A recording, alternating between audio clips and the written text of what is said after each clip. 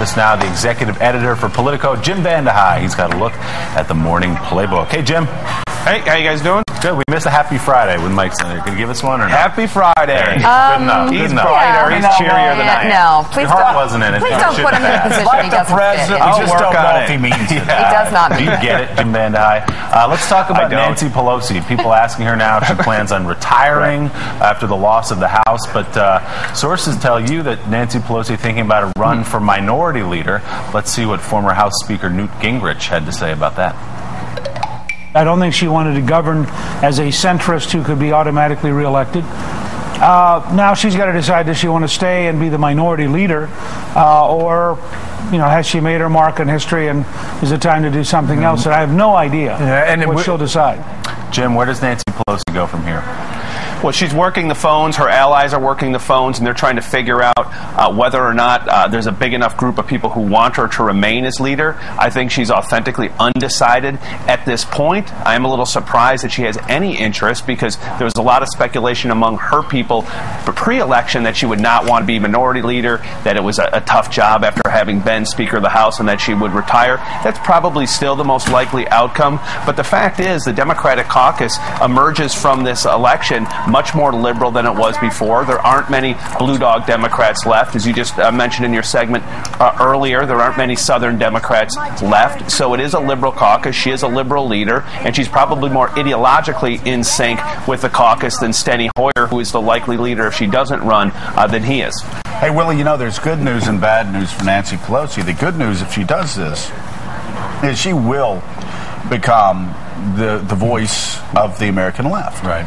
Because Barack Obama is going to be governing in the Senate. He has no choice. And in the Senate, you have Russ Feingold, the former hero of the far left.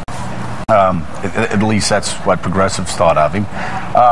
Gone as well. So that's a good news for Nancy Pelosi. She will be the national spokesman for the lost cause, for the progressive cause. The bad news, though, far is that she'll be a minority leader for the rest of her time there, because Democrats got wiped out in the South and the Midwest, and they will not be able to run and get elected with Nancy Pelosi as their top leader. Yeah. So it's fascinating. See if she thinks And don't forget how unpopular she was in those polls running up to the election. Nancy Pelosi minority leader in the new Congress, despite the party's landslide defeat in the midterms. Pelosi beat out conservative Democrat Heath Shuler of North Carolina, who had been arguing over the last couple of weeks that Pelosi had alienated voters and become a liability for Democrats going forward. Speaking after the vote, the outgoing speaker said she is willing to work with Republicans. The message we receive from the American people is that they want a job. They want jobs. 9.5% unemployment is a very tough screen to get through with any other message. I would say to the American people, we extend a hand of friendship to the Republicans. We look forward to hearing their ideas on job creation and deficit reduction. NBC's Luke Russert also caught up with Pelosi to ask her about her rather dismal approval ratings. Madam Speaker, over 60 House Democrats lost in this cycle. Your positive rating amongst independents to our last NBC poll stands at 8%. Why are you the best person to lead House Democrats in the current political landscape? Well, let me put that in perspective. How would your ratings be if $75 million were spent against you?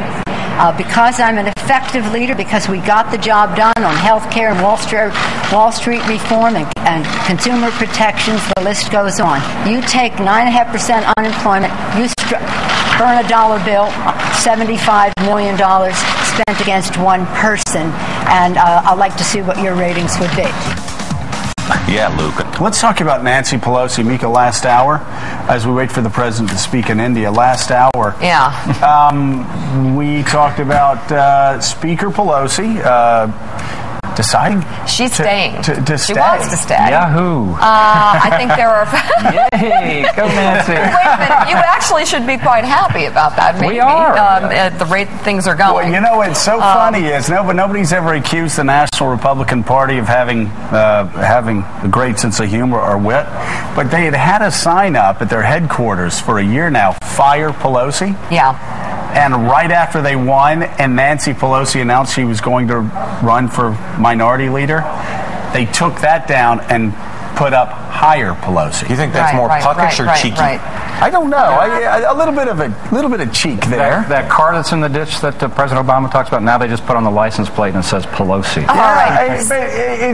It is stunning to me. And if I were a centrist Democrat, if I were a Southern Democrat or a Midwest Democrat that wanted to run for the House, Mark, I'd be horrified. Well, I think people like Heath Shuler are, and they're saying as much. Yeah, we have Heath Shuler's statements. We got Republicans and Democrats on the record about this. Eric Cantor, Congressman Eric Cantor, is saying it's a bad idea for Nancy Pelosi to run for House Minority Leader when the new Congress convenes in January.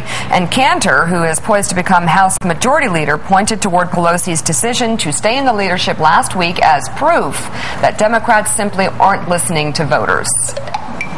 Well, if Democratic members in the House elect Nancy Pelosi as their leader, it's almost as if they just didn't get the message from the voters this election. I mean, the voters outright rejected the agenda that she's been about, and here they're going to put her back in charge. She has refused to even meet with Republican leadership to talk about any way forward together. I mean, this is the woman who really, I think, puts ideology first, and there have been no results for the American people. And that seems the direction they want to take again. It just doesn't make sense. So Mark, help me strategically. Let's try, and I'm serious here, let's try to sort through this. Why would one of the least popular speakers in modern history, who absorbed one of the largest losses in history, stay on? How does that help the Democratic Party? I mean, in '98, I think Newt lost 4 seats, and we threw him overboard. I mean, we're kind of rough on the Republican side with our own, but she loses 60-plus seats. She's not ready to quit. She doesn't want to be the scapegoat for this. The president's staying. Harry Reid is staying. She has a record of beating Republicans. She's done it twice. She's the best fundraiser the party has.